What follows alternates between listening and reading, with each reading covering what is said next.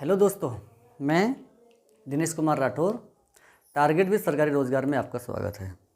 हम बात कर रहे हैं आधुनिक भारत के इतिहास में मुगल साम्राज्य का पतन कैसे हुआ है, और आज हम बात करेंगे जहांदार शाह पर कि कैसे जहांदार शाह अपने तीनों भाइयों को मार करके गद्दी पर बैठा है। तो शुरू करते हैं अपना लेसन। इसके पिता बहादुर शाह प्रथम, माता निजाम बाई। इसकी माता का नाम। इसका जन्म जो हुआ था 1661 में दक्कन में इसका जन्म हुआ था। इसके भाई इसके भाई थे। भाई जहान शाह, रफ़ी उस शान और तीसरे भाई का नाम है अजीम उस शान। तीनों भाइयों को जुल्फ़िकार खां की सहायता से मार करके गद्दी पर बैठ जाता है। तो सहायता किसके लिए है? जुल्फ़िकार की सहायता से।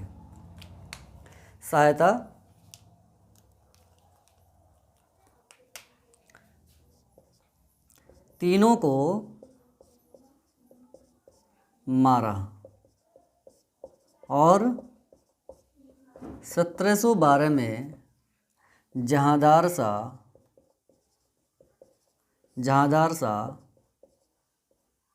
गद्दी पर बैठ गया।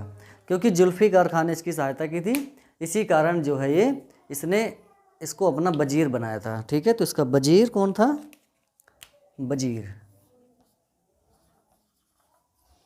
इसका वजीर है जुल्फ़िकार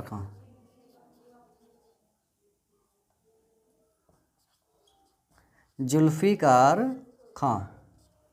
और इसका वकील जुल्फ़िकार खां के पिता असद खां।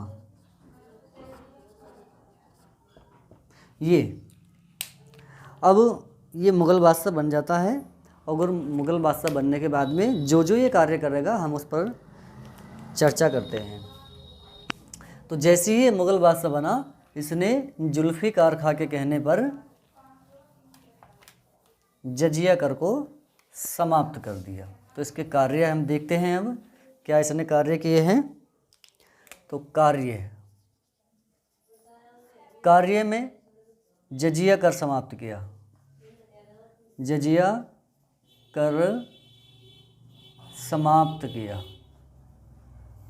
दूसरा कार्य, इसने जयसिंह को मिर्ज़ा राजा की उपाधि दी और अजीत सिंह को महाराजा की उपाधि दे करके गुजरात का सूबेदार भी बनाया।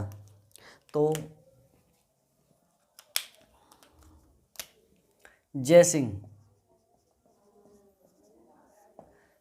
को किसकी उपाधि दी है? मिर्ज़ा राजा की उपाधि दी। और सूबेदार कहाँ का बना दिया? सूबेदार कहाँ का बनाया है? मालवा का सूबेदार बना दिया। अजीत सिंह को कहाँ का सूबेदार बनाया और किसकी उपाधि दी थी? तो अजीत सिंह को उपाधि दी है महाराजा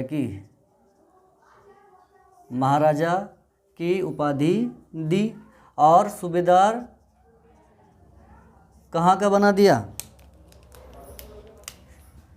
गुजरात का सूबेदार बनाया। और मराठों के साथ इसने पुरानी जो स्थिति है उसको बहाल रखा। और इसने सरदेशमुखी और दक्कन का चौथ मराठों को दे दिया था।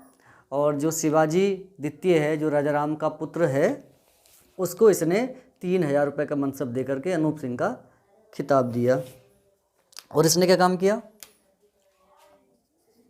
इसने मराठों को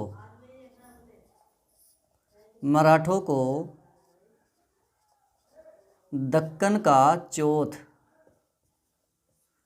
दिया, और क्या दे दी, सरदेशमुखी,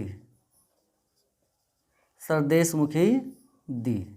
लेकिन इसके सामने शर्त रख दी कि सरदेशमुखी में हम दे तो रहे हैं लेकिन इसको वसूल मुगल अधिकारी करेंगे। शर्त क्या थी, वसूली, इसकी वसूली कौन करेगा, मुगल अधिकारी, मुगल अधिकारी इसकी क्या करेंगे, वसूली करेंगे। ठीक है, इसकी वसूली मुगल अधिकारी करेंगे। और एक कार्यवाही की, कार्यवाही में क्या किया, अगला पॉइंट नंबर 5 दे देते हैं। इसने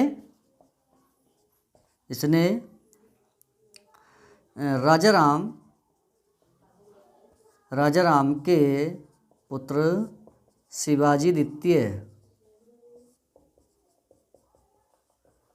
द्वितीय को 3000 का मनसब देकर अनूप सिंह का खिताब दिया।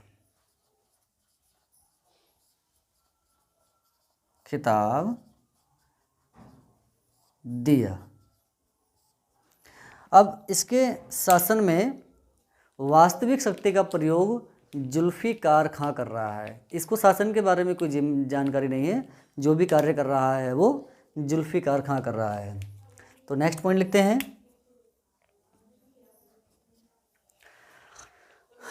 एक जुल्फिकार खां का चाटुकार था जिसका नाम है सुबग चंद। तो जुल्फिकार खान ने उसको सारे के अपने अधिकार दे दिए और ये बड़ा ही भ्रष्ट व्यक्ति था। तो चाटुकार तुमसे मालूम किया जा सकता है,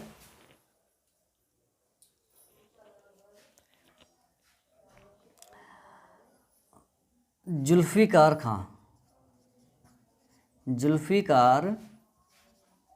खां का चाटुकार कौन है, सुबग चंद्र।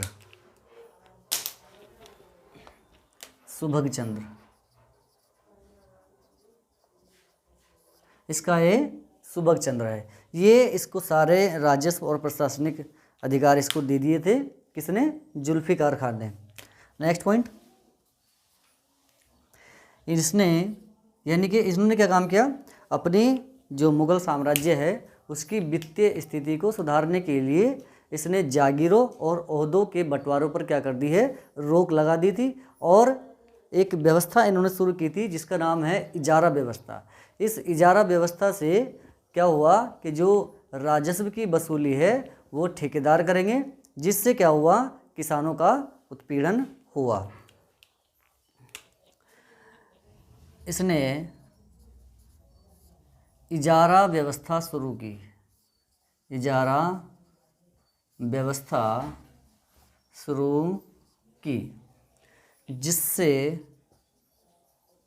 जिससे किसानों का उत्पीड़न हुआ,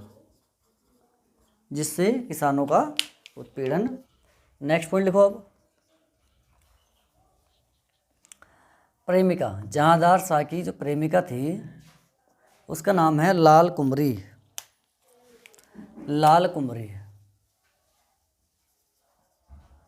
इसके प्रेम में ये हर समय रहता था और शासन पर भी कोई ध्यान नहीं दे रहा था, शासन से उदासीन था, लापरवाह था, जिसके कारण इसके साम्राज्य में भ्रष्टाचार, व्यभिचार और अनैतिकता का बोलबाला होने लगा। और इसी स्थिति का फ़ायदा उठाएगा कौन, फर्रुखसियर। जब इसके साम्राज्य में भ्रष्टाचार, अनैतिकता और व्यभिचार बढ़ने लगा तो इसी को लोगों ने लंपट मूर्ख की संज्ञा दे दी। वैसे तो इरादत खां नामक व्यक्ति था, उसने इनको लंपट मूर्ख कहा था। तो यह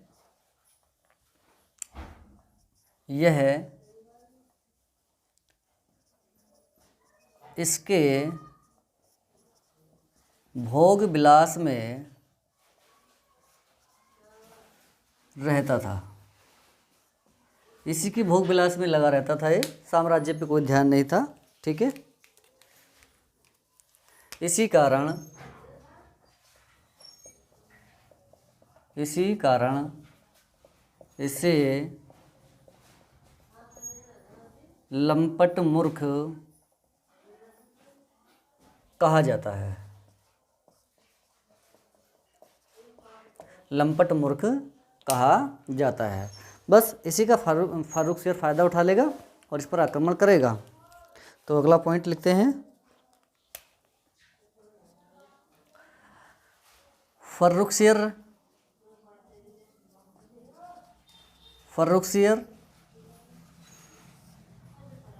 कोमा सैयद बंधु तथा जुल्फिकार ने मिलकर 10 फरवरी 1713 को जहांदार शाह को परास्त किया और 11 फरवरी 1713 ईस्वी को इसकी मृत्यु हो गई। ठीक है, 10 फरवरी 1713 ईस्वी को इन तीनों ने मिलकर के जहांदार शाह को पराजित किया और ये भाग करके असद खां के घर पर चला गया और वहीं पर ही इन तीनों ने मिलकर 11 फरवरी 1713 ईस्वी को इसको मार डाला। और अगला मुगल बादशाह बन जाएगा कौन? फर्रुखसियर। ठीक है, सैयद बंधु कौन है? तो इस समय जो उत्तरकालीन मुगल काल है वो 4 खेमों में बटा हुआ था। तो अगला पॉइंट लिखते हैं, उत्तरकालीन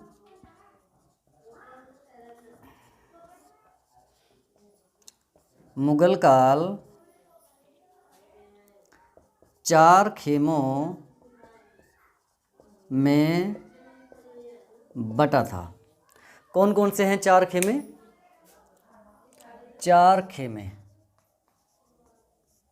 कौन कौन से हैं? नंबर 1 ईरानी, ये शिया धर्म को मानते थे। नंबर 2 तुरानी, नंबर 3 अफ़गानी, ये दोनों ये सुन्नी धर्म के थे। और नंबर 4 हिंदुस्तानी, जो लोग बाहर से आकर भारत में बसे थे वो हिंदुस्तानी, या फिर जिन हिंदुओं ने मुस्लिम धर्म को स्वीकार कर लिया वे हिंदुस्तानी। तो इस दल के नेता कौन थे? तो वो थे सैयद बंधु।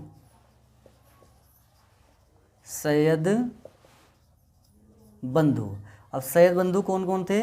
ये 2 भाई थे, 2 भाई, अब्दुल्ला खां और नंबर 2 हुसैन अली खां। ये सूबेदार भी थे।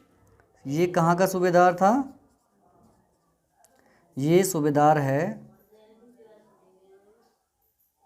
इलाहाबाद का। ये सूबेदार था पटना का। तो इस तरह से ये 2 भाई थे जिनको सैयद बंधु कहा जाता है। तुमसे क्वेश्चन पूछा जाएगा कि सैयद बंधु किनको कहा जाता है, तो इन दोनों भाइयों को सैयद बंधु कहा जाता है। तो इस तरह से जहांदार शाह का जो चैप्टर था वो हमारा समाप्त हुआ है। इसके बाद कल की क्लास में हम फर्रुखसियर को पढ़ेंगे।